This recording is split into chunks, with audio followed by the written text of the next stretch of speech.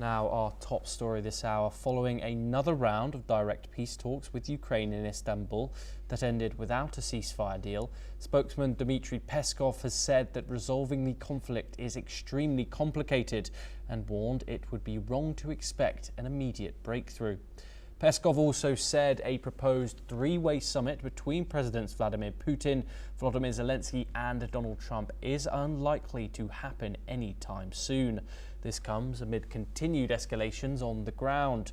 Ukrainian President Zelensky has accused Russia of deliberately targeting civilians in a rocket strike that killed 3 people in the northeastern city of Sumy.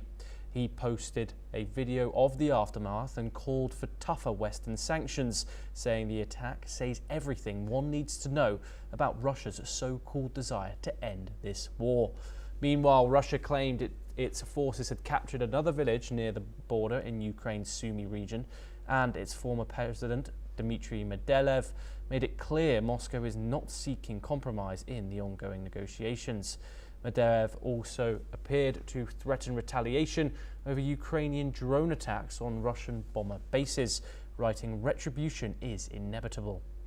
Following the second round of talks, senior Ukrainian officials have arrived in Washington for high-level meetings with US officials, including members of President Trump's team, to discuss defense and economic support and push for further sanctions on Russia. Russian drones also struck multiple Ukrainian cities overnight. 1 person was killed in Kharkiv, 4 were hospitalized in Cherniv, and residential buildings were damaged in Odessa, where no casualties were reported. We're now joined by our guest today, Professor Dr. Veselin Popovsky, Professor and Vice Dean at Jindal Law School. Thank you very much for joining us, Professor Popovsky. We've once again seen some disappointing talks in Istanbul. They said they lasted less than an hour there, the two delegations. What have you made of these talks? Did we have any hope going forward? And also these comments that Moscow has released, the Kremlin has released, about a possible trilateral meeting between the 3 big men at the table. Doesn't seem likely very soon. Professor Popovsky, what are your thoughts? Yes, you are right. The meeting in Istanbul didn't produce much. Another exchange of prisoners of war, which is still some minimal success. Those families will receive their boys back home. But that happens always in every war. Between the worst enemy that this happens. So not much achievement in terms of ceasefire, which is the most important one. As to start peace negotiation, one needs to cease fire first, and we don't see that. Russia again and again refused to even 30 days unconditional ceasefire, and instead is talking about trilateral meeting. Very unlikely. There is no point to have that. Nothing which Donald Trump did so far suggests any even close progress in terms of reconciling the Russian and the Ukrainian positions here. In fact, Russia and Ukraine are more productive talking between themselves without Donald Trump being present. But the big news is the attack on the Russian strategic bombers. And this is huge. 1/3 of the Russian strategic aviation was gone in few hours. This is probably something the next century, in the 22nd century, it will be studied in military manuals, how Ukraine, a small country 40 times smaller than Russia in territory, could achieve such huge military success. This high David Goliath fight, and Ukraine fully deserve all respect for that. These are military targets. Instead, what Russia can do is only target civilians, as you mentioned correctly, in Sumy and other Kharkiv and other cities. Yes. So what Ukraine is doing is absolutely entirely proper in international humanitarian law, military strikes. What Russia is doing daily are war crimes, and they will respond for that. Professor Popovsky, we have spoken about Zelensky pushing for further Western sanctions on the country of Russia.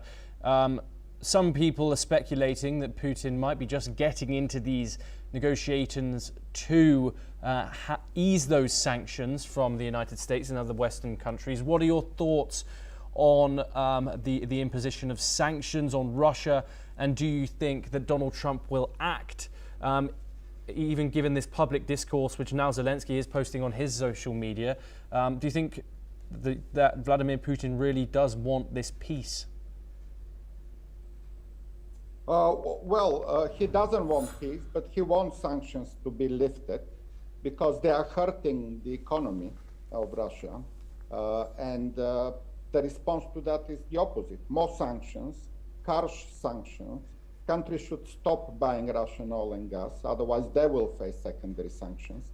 I think that's the right way to go here. Strong pressure, increasing sanctions, including by the US administrations, hopefully, but also by many other countries. There are countries that are buying Russian oil and gas, and they need to reconsider what they are buying, because effectively the only way Russia can have any revenue and money to buy more weapons and more soldiers is by exporting oil and gas. Countries should find alternatives and stop buying oil and gas from Russia. It is kind of unrealistic to expect sanctions to work without those sanctions being global by all the countries in the world, including in the global south.